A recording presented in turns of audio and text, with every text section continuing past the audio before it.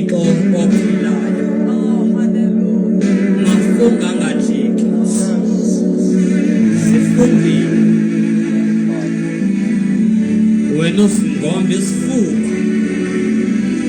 Nangamaxesha aphethu-phethukayo. Nangexesha lethu senguThixo. uThixo ongcwele. uThixo ophilayo. uThixo womqulo. uThixo wokuphakanyiswa. usenguThixo. Namhlanje ebusuku akekho ofana nawe. Akekho olingana nawe. Mafunga ngajiki. Sifungile. Wena ngalikhuphukela ifi lakho. Namhlanje ebusuku Thixo ongcwele masibizela kwigama. Odagoni bayaklephuka. Amadimoni ayachabalala. Inyoka ziyatha. Amandla kamoya ingcwele. Namhlanje Thixo wethu onamandla onke. Umkhosi wasekhaya emazulwini. Uhlala ezantsi emhlabeni. Uhambe ngobugorha. Uyanyalaza esingemthwasini. Echabalalisa kubukumkani babumnyama. Ubusabuma bakho Yehova aphilayo. Yehova namandla. Mdala kunenzuku sokuphila. Wanondlwana yakho ingabanjwa sisandla somntu. Kumayona ebusuku. Kumayona ebusuku. Kumayona ebusuku. Ngegama lenkosi Yesu uMnazaretha. Moyingcwele overflow. Touch your people once again. In times like this. Shala baba baba. Ura baba baba baba. Shaka paka shaka. Ripaka papa papa. Shala baba baba baba. Betum kondo. Wamasuru. Empuma. Empuma. Empuma. Sonde sago. Sonde Cristo. Sonde sago. Samapisa. Sonde sago. Samakanayo. Siatamanana. Kakamale mayasu. Wasa Nazareth. Wakama alta. Wamukwauki. Wakama alta. Wamunyama. Wakanamasha. Wakanamasha. Amasha. Wasakamani. Nako kofute. Nanamhlanje futhi. Ngobozona. Sale Gauteng. Abazwe wena. Makhungumane. Thixo wethu onamandla onke. Abazwe wena. Moya oyingcwele. Uyigugula. Uyachoboza. Uyaqhophoza. Empuma. Ubuqaqawula. Entona. Ubuqaqawula. Ezantsi. Ubuqaqawula. Ngasentla. Ubuqaqawula. Fusimana.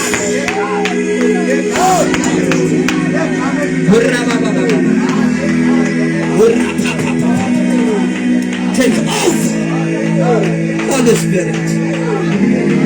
Take over. And the game of the devil is over. It is over.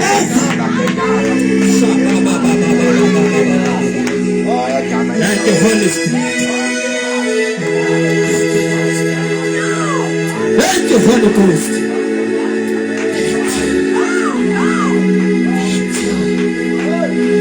Thank you.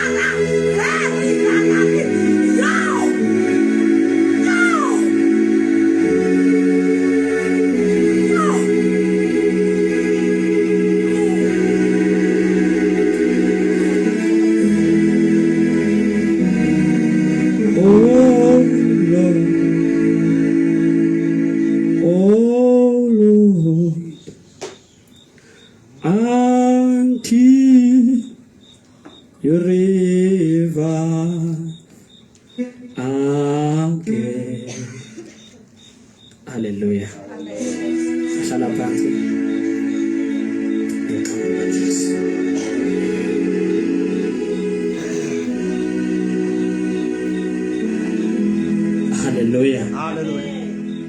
Hallelujah. Hallelujah. Nakutyhafile pheka. Victory is for us.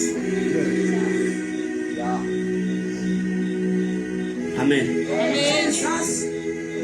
Ungatyhafa nje wena komzuzwana, but let me declare, uloyiso lungakuthi.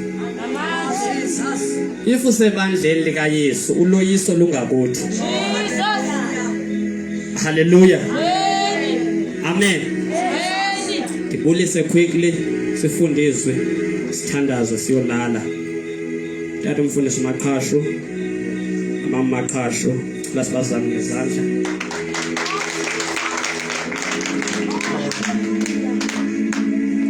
Yanazi yani nalo uthando tu. Ndoni waqhaba umuntu oyi-1 bazalwane bangaka. Cela neqhwaba izandla.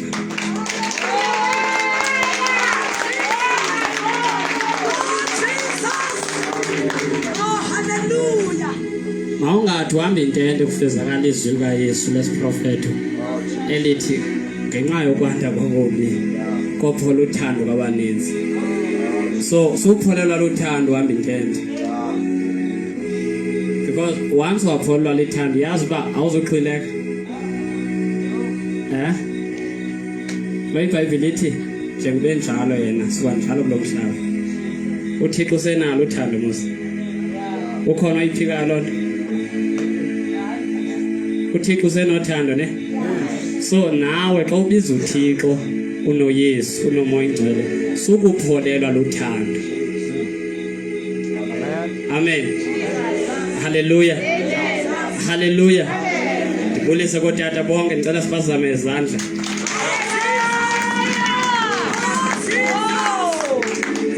Ndicela siqhwabele omama izandla ezikhulu.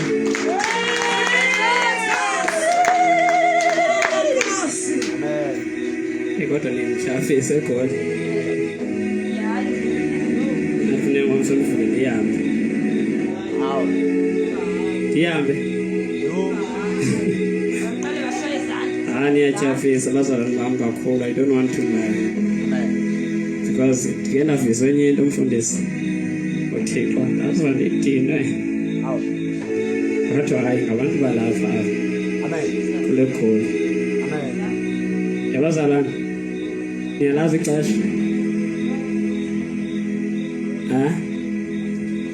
Khona ngicela ixesha uba ngibanga. Hali nazo ifoni masithina thula. 10 to 8. Ngisho eli ke.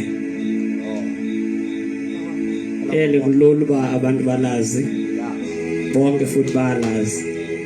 Kodwa likhona eluThixo alifunayo. Niyalazi ixesha. If lesazi ixesha, I don't think esikule level esikuyo. Ukhonza uThixo.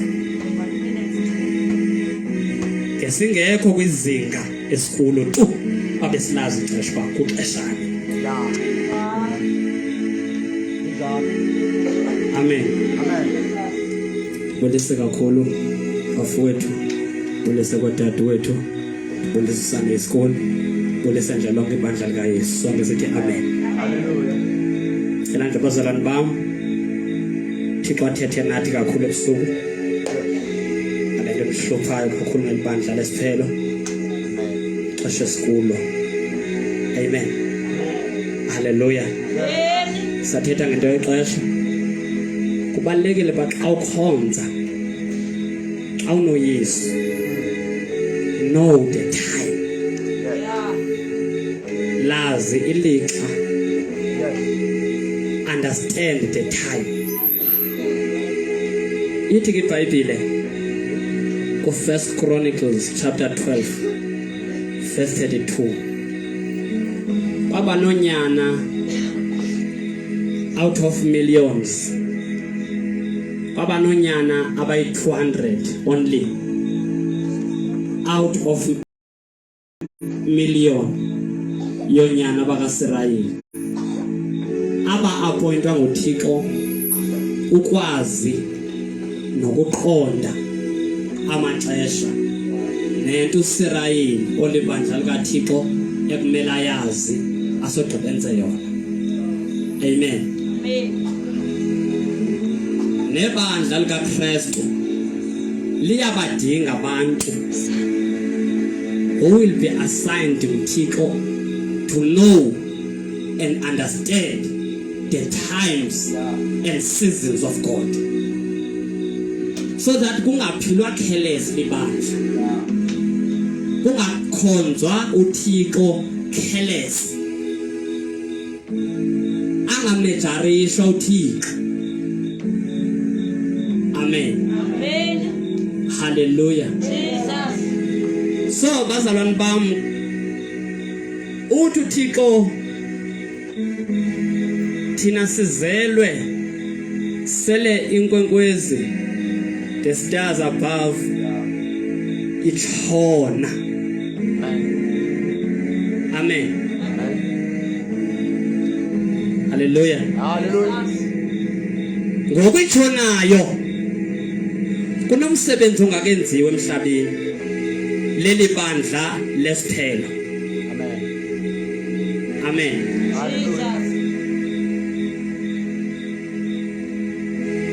Bake bendingumshumayeli bendizothi kune reintroduction of preaching the gospel of the kingdom of God.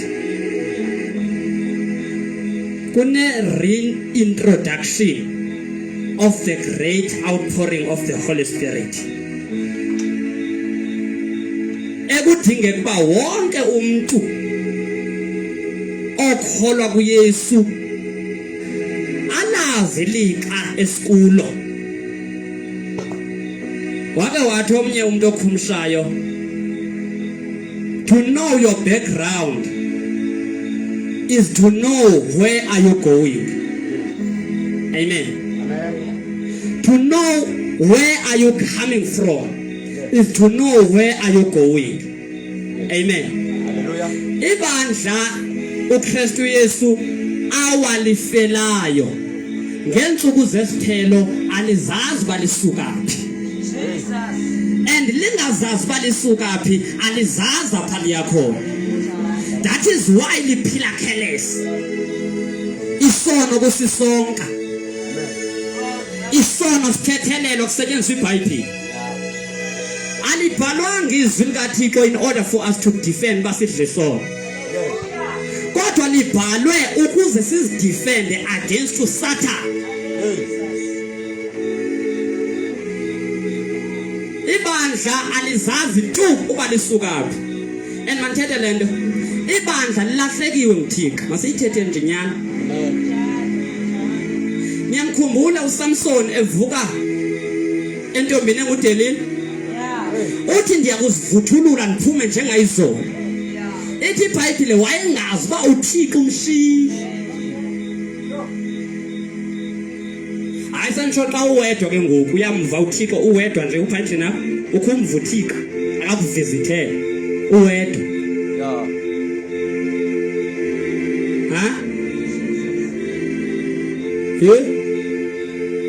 Uwedwa nje uwedwa uthandaza kwehlihobe lindize ukhona uwedwa endlini ukhulila inyembezi uwedwa.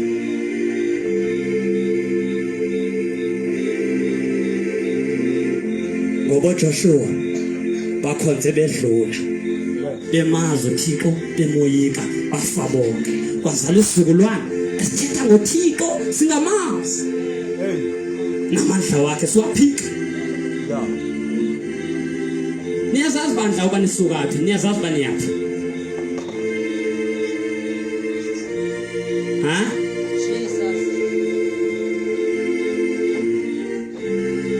Nearer, my God, to thee.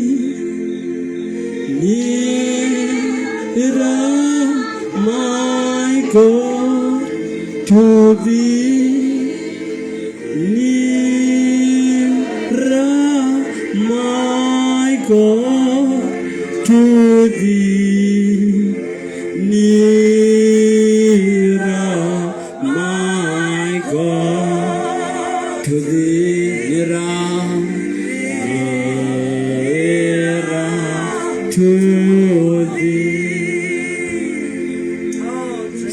lixesha ngoku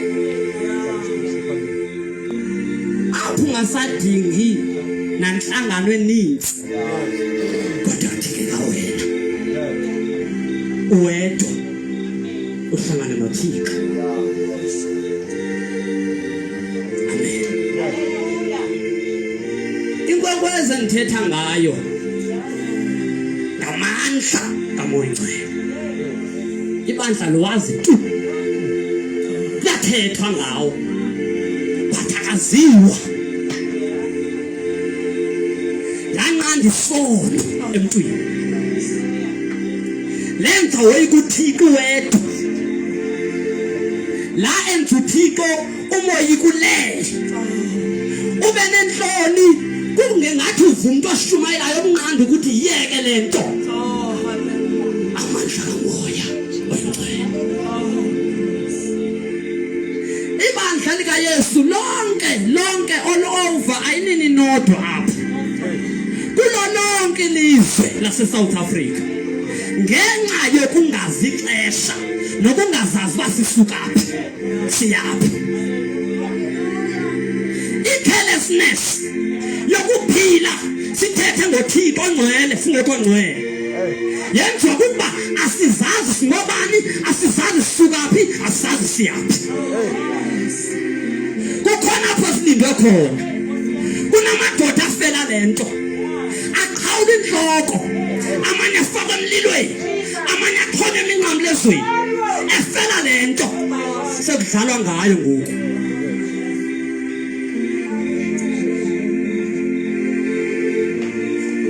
Kunento uThixo ayivusayo, kunento azivusela yona uThixo athe ngexesha uSathana busy elahlekisa ibandla inumbers ngamaxesha wabe busy ezakhela into yakhe encinci engenagama, engena titles, engena positions.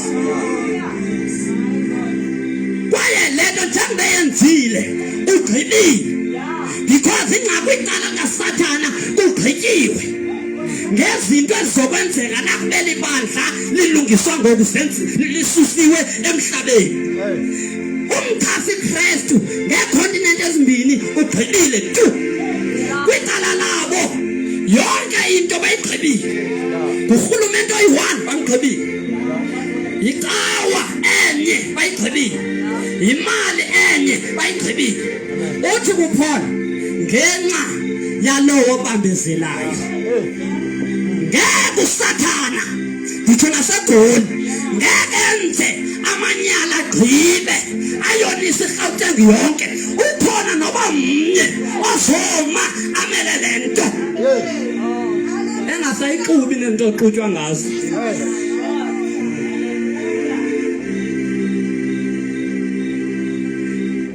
Ibandla malizazi lisukaphi by the way.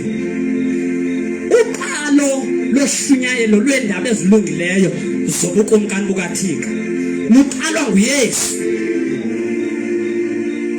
Xa elishumayela uthi uYesu akazange ukuzomisa obunye ubukumkani ingebubo obu bokuba uthi uThixo osezulwini alawula impilo yomntu osemhlabeni.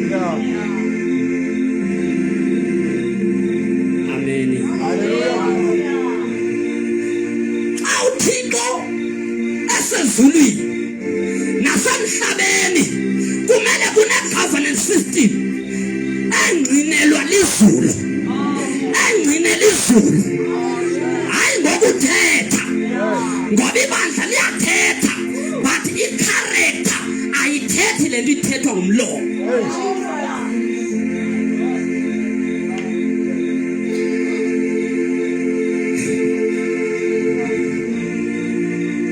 uMoses usentabeni one day noJoshua agxothwe before time nguThixo uba hamba bayona babantu.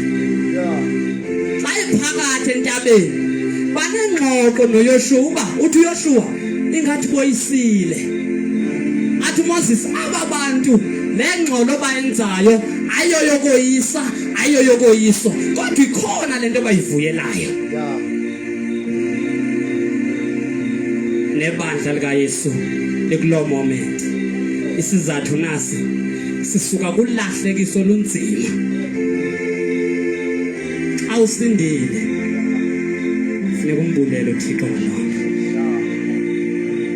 uSatan ngoMatthew 24 ethi iBhayibhile kovuka abaprofeti bobuxoki abachasa iKristu bobuxoki abaninzi abazolahlekisa bade balahlekise nababiziweyo.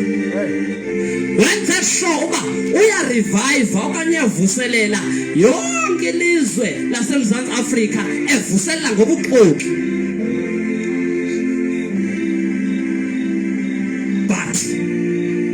But uThixo ngo-2017 uyalixhalela ibandla.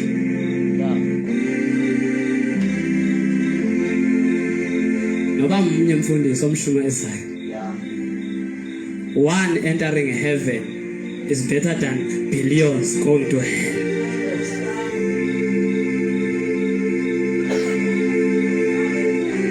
Komnceda ntoni umuntu uba azuze ihlabathi lonke? Siyeke imali. Ngethethe ngokulandelwa i-membership eninzi. Kodwa ekugqibeleni uhambe esihogweni.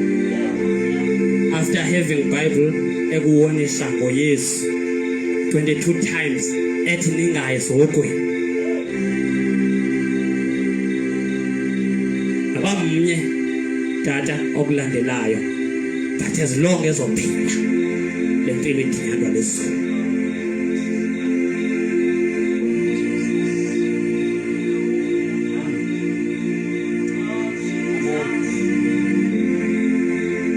Ibandla likaYesu washumayela uYesu wenza into uThixo bemthume yona uba asifele sonke. Ukufa kwakhe wayemnqamlezweni wale ngemnqamlezweni wangcwatywa. But umahluko nangu uYesu is not a religion. Ashumayela ngoYesu ashumayela icawa. Siyevana? Christ didn't die for religion. Ala ufele religion. Akavuki mos. Likhanyana waselimpompo ufele religion. Akavuki. Mashembo waseNatala ofele religion. Masebo wasePayi ofele religion. uYesu didn't die for religion. That's why we will never promote isono endlini kaThixo. Jesus died for the sins of the world. So that wonke umuntu oguqukayo akholwe abe nobomi obungunaphakade. Xa ukhonzo likhanyana uzolandela bona. Sikhona? Naxa ukhonza izinyanya because sothetha ke ngayo kakhulu sizowesho amaXhosa belapha namampondo akulo. Kalento yamasiko. In fact zonke inhlanga zaseMzantsi because silahleke sonke. Sonke silahleke sonke. So how comes izinyanya still you will go and die to hell like them. Now bazalwane bam xa uYesu egqiba ukushumayela ithi iBhayibhile wavuka encwabeni wama phambi kwabo for 40 days ebaxelela ngendaba ezilungileyo zobukumkani bukaThixo ezimisa engophilileyo. Which is before you preach message of the kingdom you must die. Kumele uqale ufe kuqala. Amen. Zithi Zenzo 1 verse 4 wazishumayeza ngomoya oyingcwele. Amen. Therefore anyone who preaches the gospel must firstly die so that ungacengi abantu. Amen. Because ibhlungu kuThixo into yexesha lethu ecenga abantu ba oyini khanize kuYesu. Lento ofunda iBhayibheli yayingacengi umuntu. Yayimnyanzela umuntu ba ayithathe okanye ayiyeke. And owayeyinyelisa okanye ayithuka wayifela phakathi ecaweni. andinixelele ke goli ibuyile lonto ibuyile now njengoba ibuyile wena oyibambileyo leyo na yona ungaze iphunyule ngenxa yokubona izinto zingathi zi-against you, because i-gospel without suffering is not the gospel. We must suffer with Christ in order to be rewarded by him ngosuku lokubuya kwakhe. Now washumayela uYesu kungomoya ingcwele wabathembisa isethembiso abapostile abasamkelayo esingamandla kamoya ingcwele. Bazingqina ke indawo wayebayalele zona uba ziningqine eJerusalem, bangqina bahlala bonwaba because akuhlalwa namandla. Once namkela amandla kamoya ebandleni nahlala nawo noxabana nodwa nilwe nodwa nguThixo. nguThixo alo nenze into ekuthiwa kufanele uyenze. Xa namkela amandla kuthiwa go ye and make disciples out of all nations. Ungajikeleze endaweni eyi-1. Bangqina ngochapter 8 baqala bathutshiswa ngoba baye bahlala eJerusalem bonwabela amandla, bonwabela yonke into abeyifumana ngelaa xesha. And ithi iBhayibhile babethandwa ngabantu. Kutheni ngoyiBhayibhile kuyathukwa? Once uphatha iBhayibhile uyathukwa. Why? Ngoba kunoxamo okanye kunamalulwana athethe ngoYesu engekho kuYesu. Kunamalulwana athi asindisiwe engasindiswanga. Sizukulwane singazi Thixo, sithetha ngoThixo.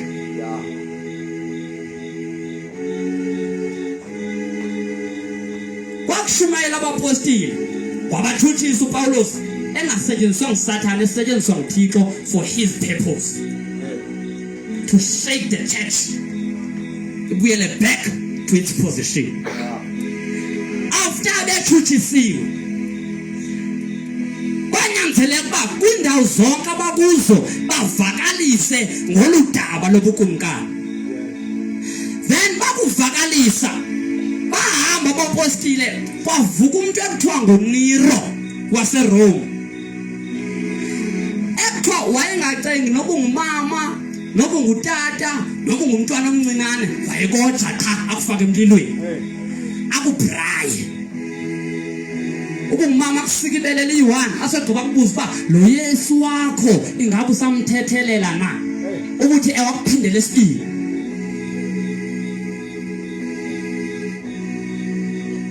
That is why God is busy restarting his church that will be able to stand the persecution.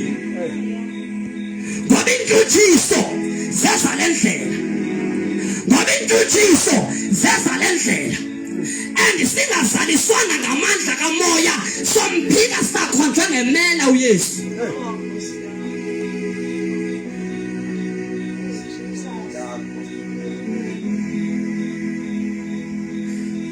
Bakuvakalisa abapostile ithi history chapter 12 wezenzo kwabulawa uJames ngoqala ukubulalela igospel. Ngowesibini after uStefan ebulawelwa igospel. And uThixo uyabadinga abazalwane abanjengoStefan, yas abazalwane mamelanga, bazalwane bam mamelanga, ngeke uKristu avele tunga ungenaxolo. Uthi uStefan ebethwa ngabantu athi Nkosi ungasibaleli kube sisono. Kudingeka abazalwane abangazubheka kanje bajonge ingxaki okanye bajonge amatyapheswa kubo nentetho ezimbi ezihlaba kubo, kodwa bazoja ngaphezulu bathi ndinika mehlo ndikhangele phezulu enkosini ndibone khona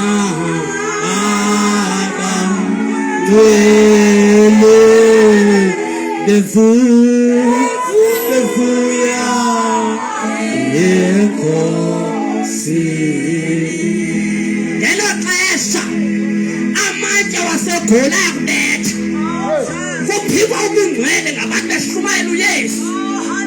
Baqhuba iBhayibhile nokuzithethelele, baqhuba iBhayibhile nezinto eziphathekayo, kanti le nto iphefumlelwa ngumoya ibe nguye ophila kuwe ube ufile.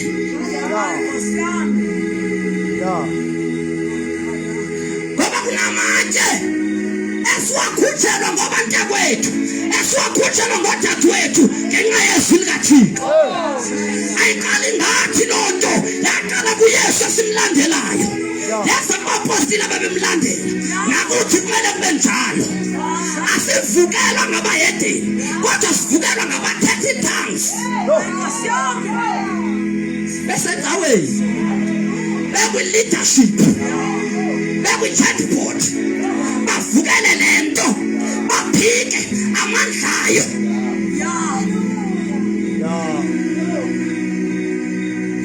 Bayathanda? Abathandi. But unoSathane obhizi oshukumisa ihlabathi ngeEurope neAmerica. So ngena kuyivela apha eBhayibhileni. Bakugqiba abapostile, kwanyanzeleka uba uThixo athathe uPawulos angasindiswa njengabantu uPaul, angashunyayezwa mntu uPaul, so that amhluphe uSathane ngegospel yobukumkani. Kuthiwa lithe ligqwirha eKapa, lathi lihleli noSathane kwi-meeting, lathi ze kungavunywa kubekho umuntu ofana noPawulos emhlabeni, ngoba uPaul wayimela le nto kwaze kwasekugqibeleni. Lo Nero wavuswa nguSathane, wavusela uba ebona amandla uSathane webandla kaKristu ongamile phezu komhlaba. Wayengakwazi tu uku-operate at all, ngoba when the power of the Holy Spirit is in a place, awakwazi amagqwirha ukuphuma kwasemzimbeni. Ngitsho umzalwane omnye one-power of the Holy Spirit. Once wafika endaweni, athethe kodwa amadimoni uba masike sihambe siyohlala kwindawo yokulinda, alinde until lo mntu ahambe kuloo ndawo. That is why kumele kufika lo mntu abantu babekhongozile, bengakhongozelanga yena kodwa bekhongozele ngamandla ahamba ngawo.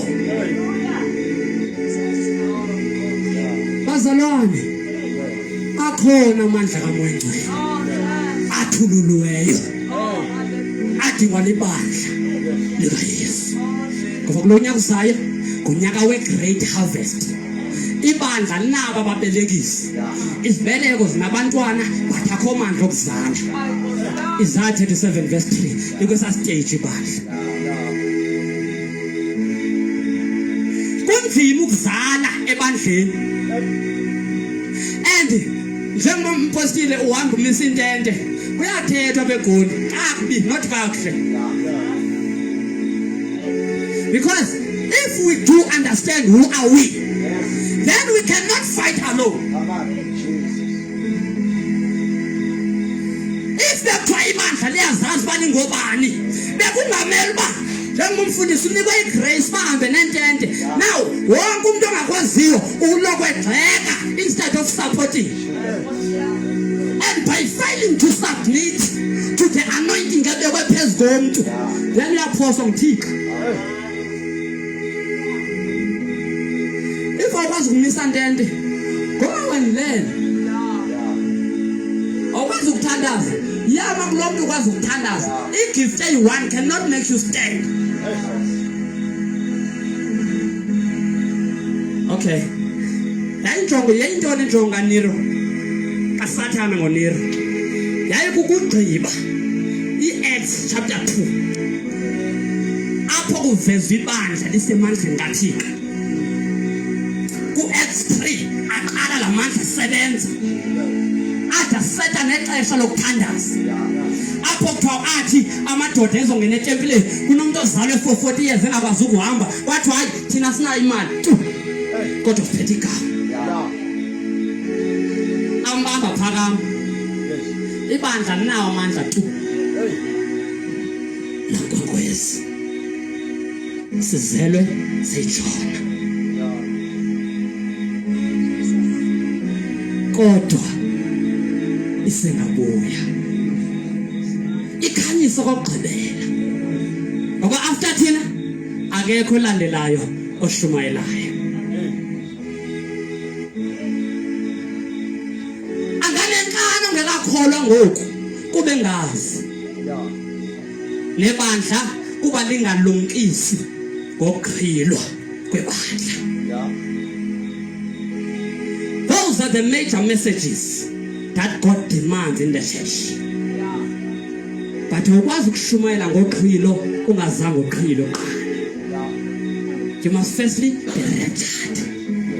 Uyohlaliswa khona. Ixeshana nje ubuye uzohamba emhlabeni phakathi kwabantu. Bathethe kakubi ngawo but to understand pha uba sinoxolo. Amen.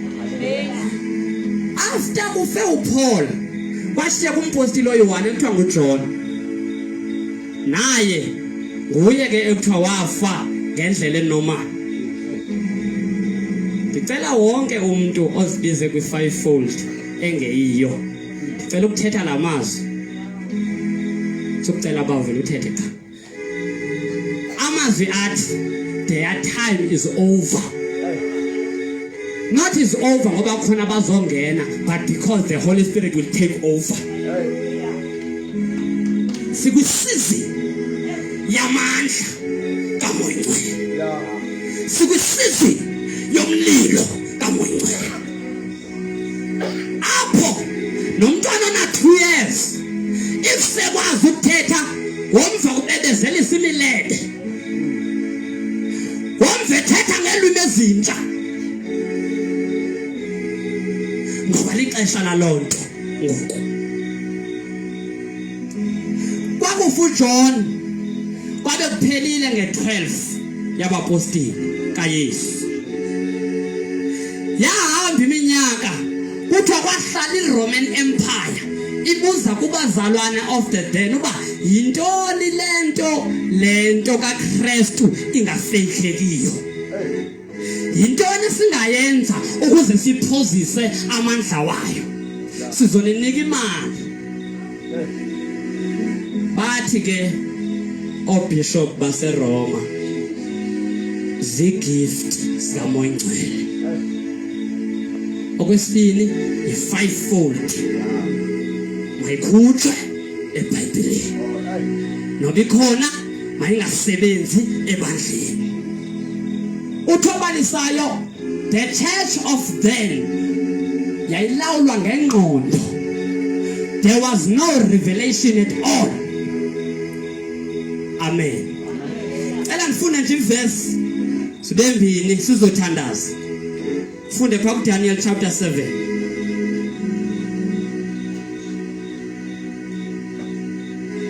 Verse number 25.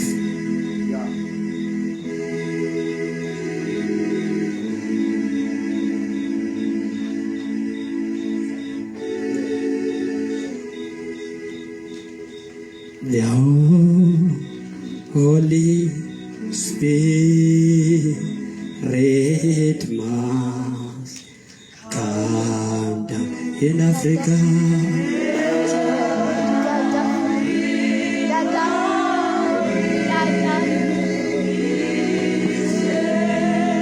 The Holy Spirit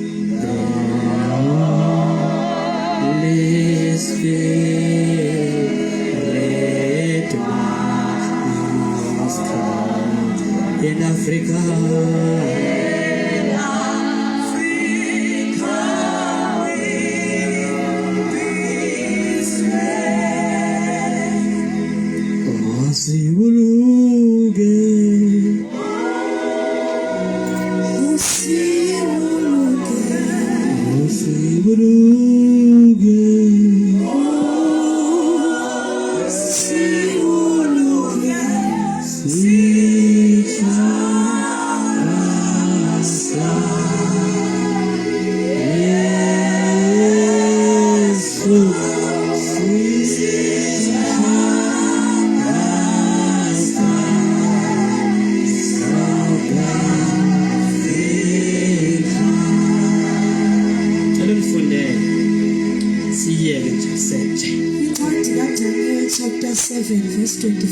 Yes.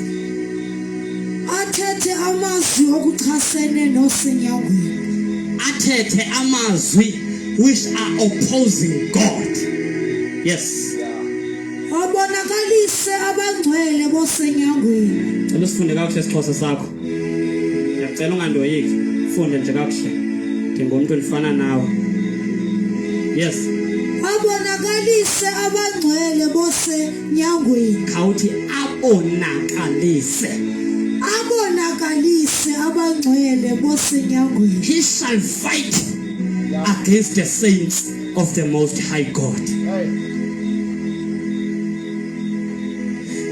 Ithi ke bazalwane bami eqhubeka quickly. Acamange ngokuwenza kwambi amathuba nomthetho. He will think of changing laws. And ukhona umuntu usayichinjile imithetho.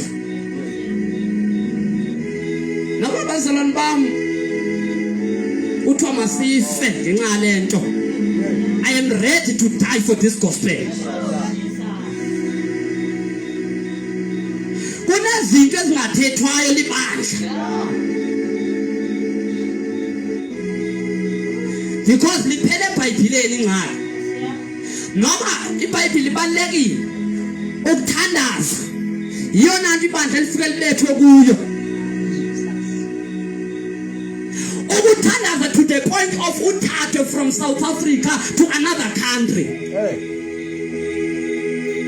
Ibandla aliyazi lo experience. Lokuba ukuthatha uyomiswa uboniswa amanyala ezininhlanga. Sisenza amanyala in the name of grace. Ukhona ke lo muntu who has done lento. Eyenza ephethe iBhayibheli. That's why ibandla liswela amandla even today. Kodwa namhlanje yehla moya oye uyisilise Tisia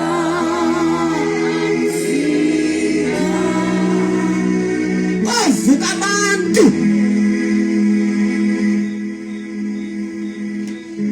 will fulfill lemihlabelelo.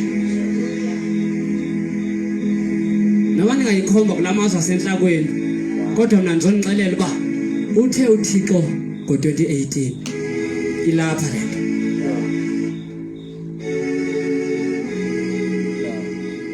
Fune iBhayibheli. Banikelwe esandleni sakhe ixesha nawaxesha nesiqingatha sexesha. Time and times and the dividing of time. Revelation 13 verse 5. Standards. Chile. Sambulo ngesuku. Chapter 13 verse 5.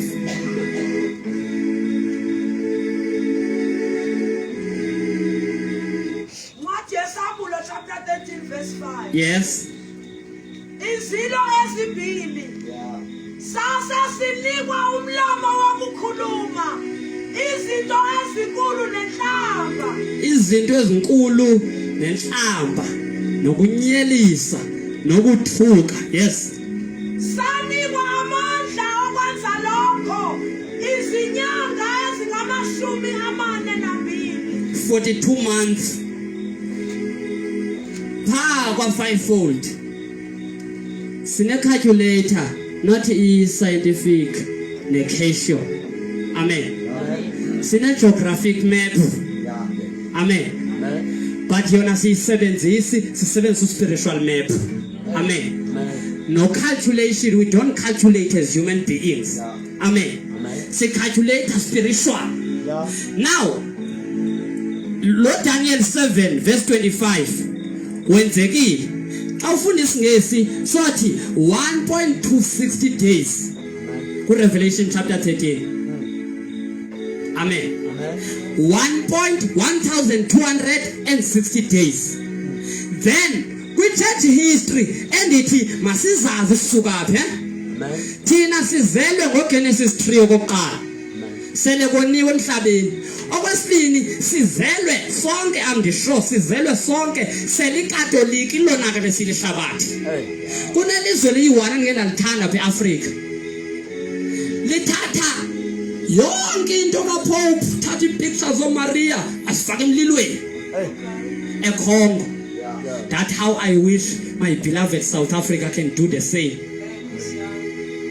Ikivuyisa uThixo kube kanye nje. Ikimvuyisa ubawo. Now bazalwane bami, it is history. Ngo538 AD kwaqala ngurhulumente ukuthi iRome mayibe i-state religion. Ibe libandla kwihlabathi lonke.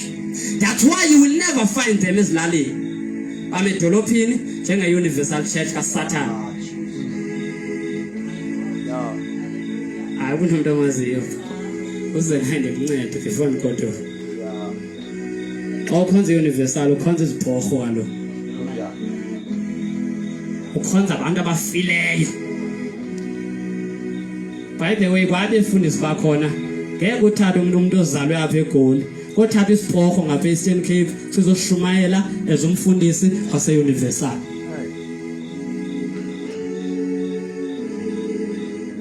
Hayi bangathetha ngoJesus, but abathethi ngalo Jesus nithetha ngaye. Bathetha ngowabo. Ongathi onongena unamandla kaMoya Ingcwele ugxothwe ecaweni. Universal Church ekaSatan.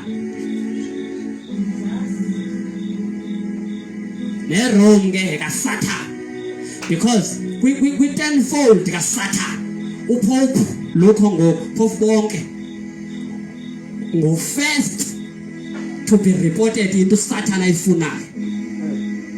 Kuqala kuye olihanyana, they were there in the tenfold kaSatan lwase ZCC.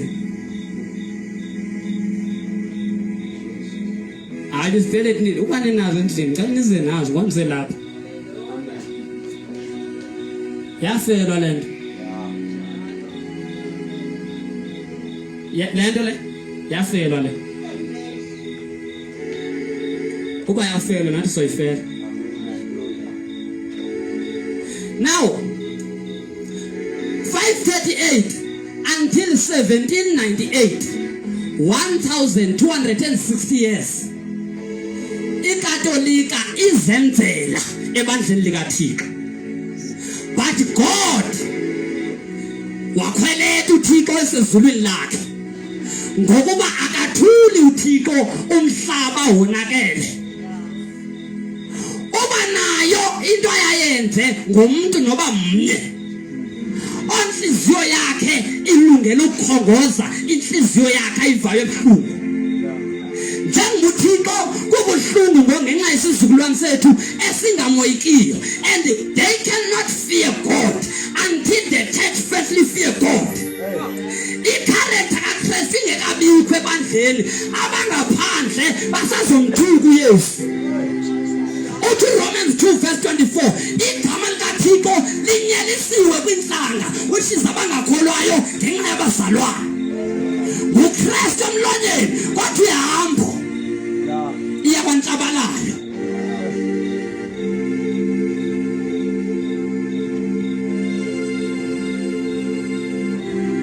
Now la 1260 years iziphele amandla ayesehla nyani. Uthi obalisayo ngo1500 kwavuka uMartin Luther owathi naye ngilungele nantoni na ukuphikisa ubuqoki bukaPope. Wabuphikisa uMartin Luther wathi wanqunqa inhloko naye ngenxa le gospel. Yazi yikhona imiqhele ewabekele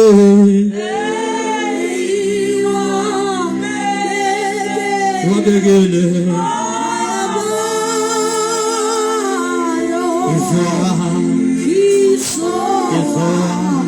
Elisa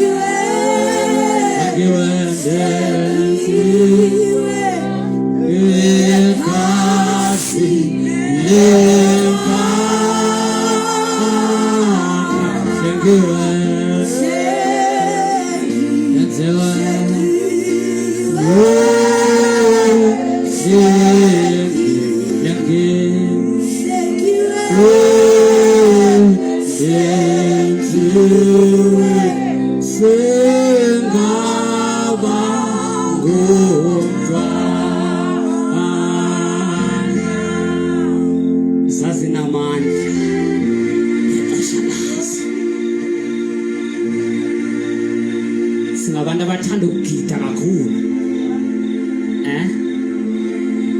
Siyamazi uThixo bakagidi.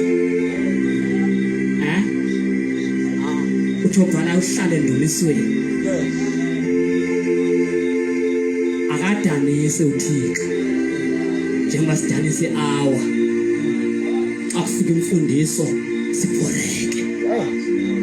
Ngitheka songena kwi-prayer yango 5 ngathi akhonto ezozinzisa umzalwana ngoku ingezizwe imfundiso. Uba singene emlilweni songena thina siqhuyilo nishiyeke nini. Enanizumelana no Antichrist of that time. Kusengcono ngoku. Kusengcono ngoku. Nisakwazi ukuthenga amanzi nisele. Nisakwazi ukuya clinic ni-attend. By then you won't stand. Now, the Pope ngo-1500 kwaba ne-movement e-protesta against i-Catholic religion, i-one world religion, i-state religion. 1600 kwavukenye, ngo-1700 kuthiwa kwavuka ekuthiwa yi-holiness movement. Introducer ilahle emhlabeni okwesibili ngoba kuthiwa kwathiwa makucinywe fivefold, and mamela, there is no church without fivefold. Alikho ibandla likaYesu ingekho i-fivefold. Siyazi fivefold? I-fivefold uYesu qha ngabantu abanike yena. Ukhuphe i-body parts zakhe wazinika ubokhe uba ngumpostile, uba ngumprofeti, uba ngumvangeli, uba ngumelusi, uba ngumfundisi. Sikhona? Then nama-intercessor uYesu waphile because Jesus was an intercessor and is still an intercessor even now. Now 1.260 years emhlabeni kaThixo uSathane ezenzela ngeBhayibheli kaThixo.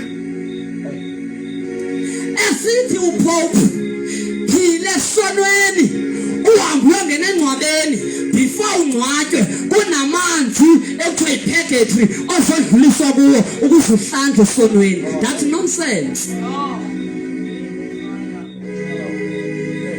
Isihoko sikhona bazalwane kwinto zonke which I am not afraid to attest ubukho besihoko.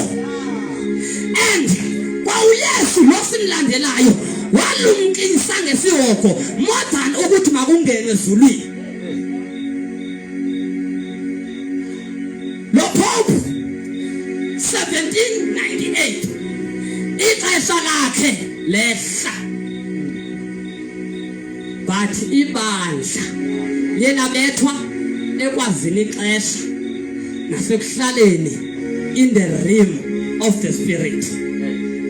Sele uThixo ethi reintroduce i-gift uqala, because la holiness movement yayi-introduce ubungcwele ebantwini bakaThixo. Now the more uthandaza umthandazo wenguquko, the more u-invite uThixo in your life ukuze kubonakale yena ngawe. Then ngo-1800 kuthiwa kwavuka into ekuthiwa yi-power healing apho kuthiwa kanye ngamadrika komoya into ezithi ngokubekwa kwezandla nje imilenze yalingana selomnye qhawula ngezandla ezishwabeneyo ziyoluleka ibandla lokugqibela zikho ezonto ekubeni sithi iBhayibhile ubuqaqawuli bamva ubuqaqawuli baxesha lethu kuyaba bukhulu kunokuqala kodwa uthi uThixo ngilahlekelwe libandla lam emhlabeni ngibona ihlabathi ndiba ngaye endaweni zokukhonza andikufumani ukuphumla my heart is broken ndiphoxwe ngabantu bendibanike le nto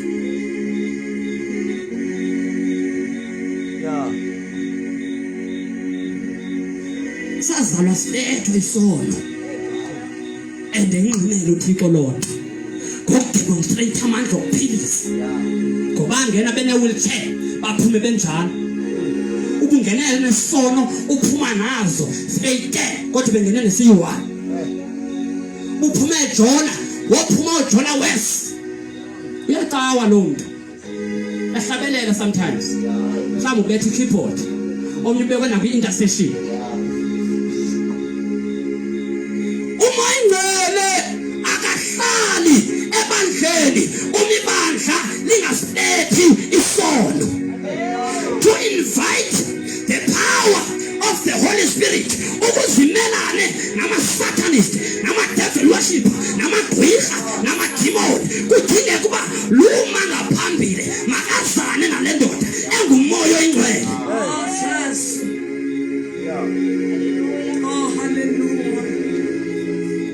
ihlatshelwa nguThixo last year uthi ibandla liswele amandla because of this ndinikwe ivision nguThixo uba mandihambe ndiyaqala ibandla lakhe aliqala uKristu ngam then ndifuna ukulawula ngokwam uthi uThixo iwisdom yakupostilize babethwe ithi iBhayibhile baba novuyo ngenxa yokubethwa ngenxa yegama lakhe uthi bazinikela umoya oyingcwele uthi nebandla isingathatha lemfihlo linikelwe kumoya oyingcwele we won't struggle imessage zokuletha isono ngokusasishumayela ebandleni kanti le nto ibeyapha ezintenteni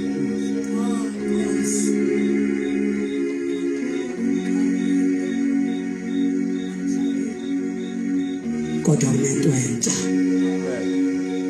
ezointroduce uMthixo selonyaka 2022 ephela naseGauteng i-introduction ye-holiness movement yayisondlalela kubuya miracles ebandleni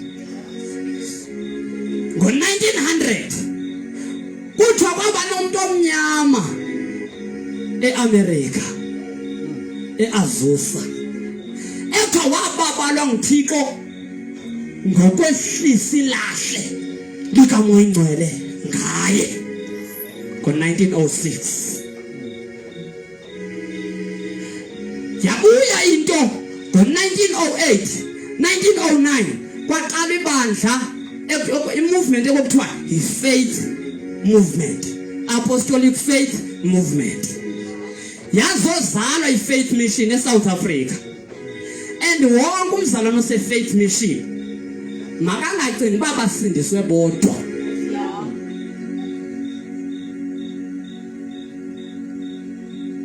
Thixo wakhala ngoMatshi nesayimvuselelo kwenye indawo ngapha eStern Cape uthi kunongquzulwana between ama-Pentecost ne-ministries i-ministries zi-introducele uba ama-Pentecostal aye kwangena ingcuka eziye zafika zajobha into yayingcwele into yayinamandla ekuthiwe baye kwahlanganwa bashiywa bebodwa bazalwana babonakala umlilo literal bahlala balibala noba bayaphangela ngenxa yamandla lento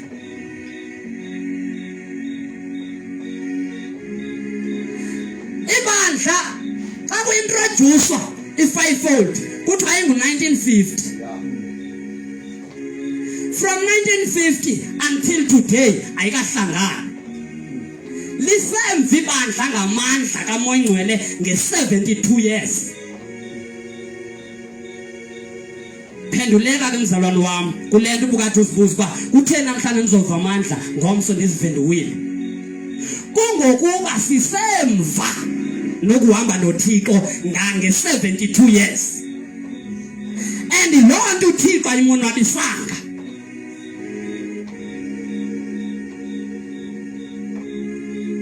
Njengoba ingamonwabisanga uye ayivisa abantu. But aba bantu when they introduce lento iphinde iquestion okwangabantu. Ngosekhutsonga mfundisi kunabantu who were contesting against inshumayelo zikaThixo to the point of ndathi ukuba Thixo ndiyimi lushumayelayo ndiyayeka mna khawushumayela ngabantu bakhalazayo. Umuntu avisa ubuhlungu one day ngengomsabuye azocela uxolo. Mamelanga bazalwane bami siyathandaza ngoku. Ngiyabona i-Catholic Church. Ngiyabona i-Catholic Church ekaphofu kuDaniel 7 verse 25. Ngoku apha ku-2022 apha kuNovember bane-10 commandment yabentsha abayenzileyo. And uthi uPope ngoku makuye kushunyelwa ngoYesu makushunyelwe ngeclimate ngenature le. Uthi makuguqukelwe indalo kutsho uPope ibishop yaphi yaseRome. Now i-one world religion i-ready i-ready. Therefore ibandla lisukwazi ukumelana ne-persecution yalo. Phandi khoyo apho ndihlala khona baninzi bakuye uPope kodwa bathetha ngoYesu. Now whenever mhlawumbi ndiyoma esitratweni andikhuphi bantu ecaweni baziphumele. Ndaphuma ecaweni ndisebukumkanini ndithetha ngabo ndikubo andikho ngaphandle sendiphila kubo.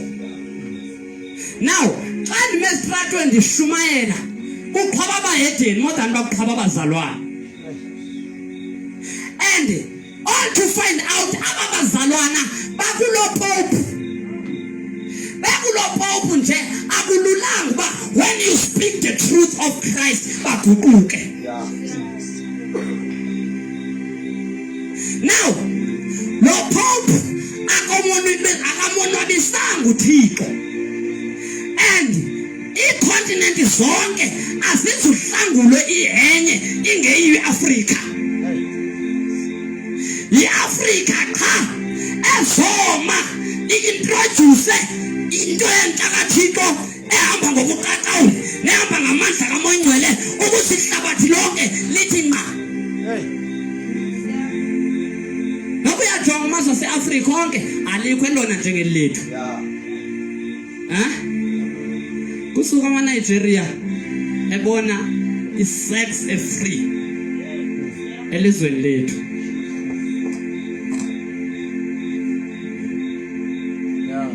Ngenda ihleka ngicaphuka nomnye umama o-above 60 kwezinto zakwa-ANC. Namhlanje ndiyacinga uba ungaphansi ngapha komnga kwe-age ngaba nge-high temp nomzimba. I think upha ko-2022 kulala nomama ona-60 years. Lo mama umnika imali ukulala naye ubusuku obunye umnika i-300,000. Now umfana wathatha i-pictures waxhoma kwi-social network laqala lahlazeka ixhawukazi labantu kwaseNigeria ke la mfana. So zisuka ngapha sibone sex emahala elizweni lethu. What is the solution? Is to repent. Is to repent. Ukuguquka. kuguquka ibandla kuqala. Bazalwane, singathetha ngoThixo, singakhonzisa, but maske sibuze into ethi xa babehlangana kwizenzo 13 athethe umoya athi ndikhuphele noPaul noBarnabas baye emsebenzini endibathumele wona. Siyigqibelele loo nto ezicaweni zethu. Sisahamba nayo Thixo.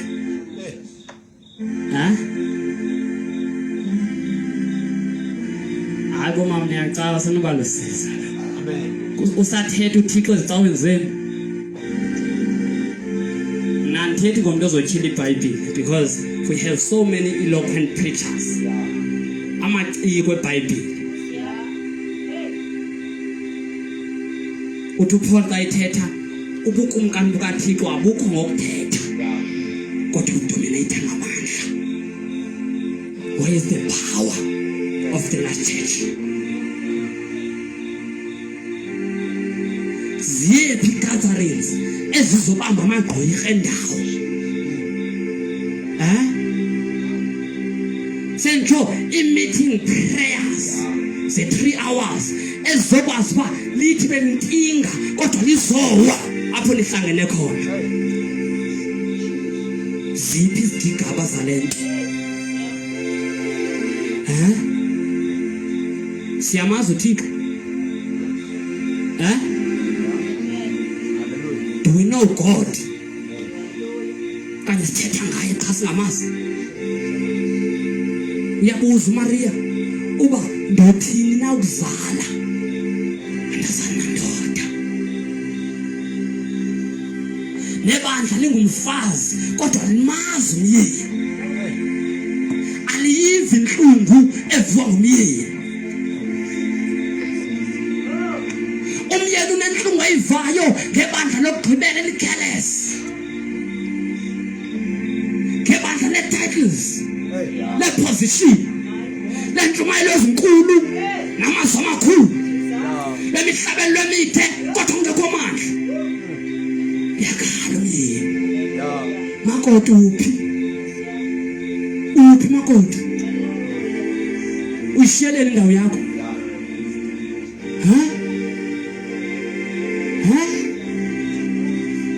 Makoti buyela endaweni yakho.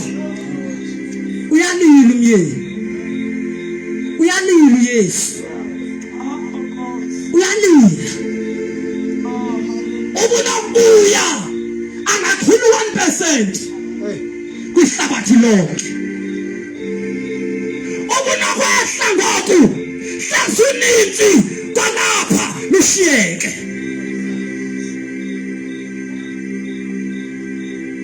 Ngoba noba kuncitshiwe kodwa isinxibo sisenebala. Ningasijophi ngemicimbi yelihlabathi. Ningazinqali inhliziyo zenu nisifaka amaqhala nisifaka ukudla hleze nilale niphosele usuku. Ngoba lo suku asilazi. Noma ingcwele akalazi. Bakhona bathandayo umoya ebebengade bathi ngosuku oluthile lizokhala iqilongo. Kodwa ngoba nakumyeni walifihla ubawo. Ukuze umyeni into azivise umoya ingcwele azivise abazalwana abahlalayo naye. Jesus is crying for the church. Makoti uyamphoxa umyeni. Wenza inkonzo umyeni angakholiswa zizo. Nokudla okuphekayo nokuphakayo akumonelisi umyeni.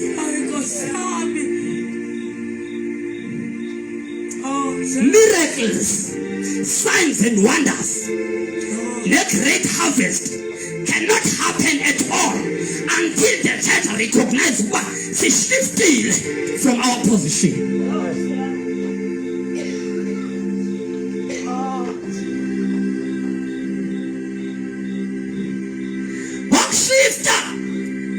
Umyeni umile yonke imihla uma ingcwele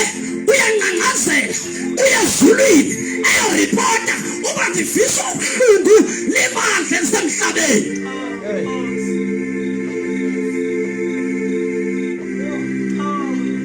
Ubuhlungu nanganomzuzu ngoba uyafuna ukuthulula lamandla kodwa uyacinga uba xa nokuwathulula ningafa.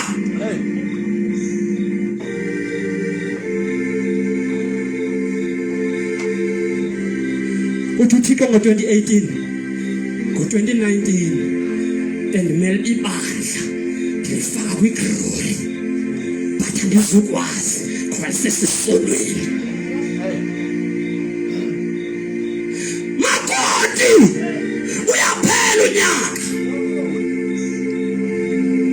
u-2023 awusuba lula kubazalwane.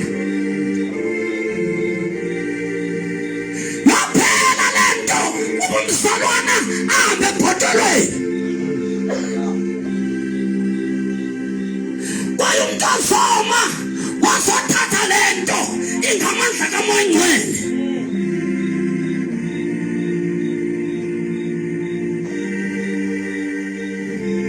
Yonke imihla uyakhangela uyasingasinga ubukhona yini eRhawutini engingakhwela kuye ndenze lento endifuna ukuyenza. Ukhona yini ondivulelayo uba ndingene ndenze umsebenzi wami ngaye.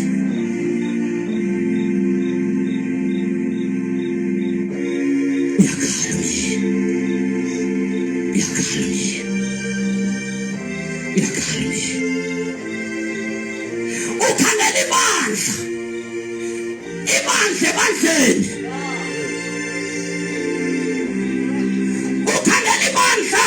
Elisemhlabeni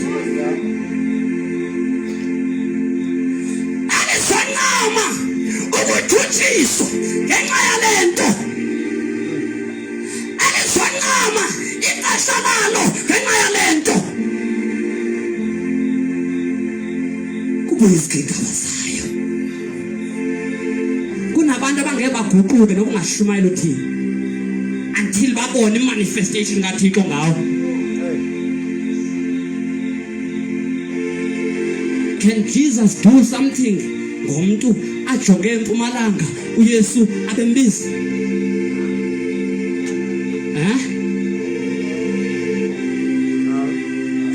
When Jesus calls the church kubo 2021 ndiboniswa loo nto liyabaleka ibandla libheka ngathi uYesu uyalibiza yiza mfazi umfazi wambaze cela siphakame ngenyawo. Siyathandaza.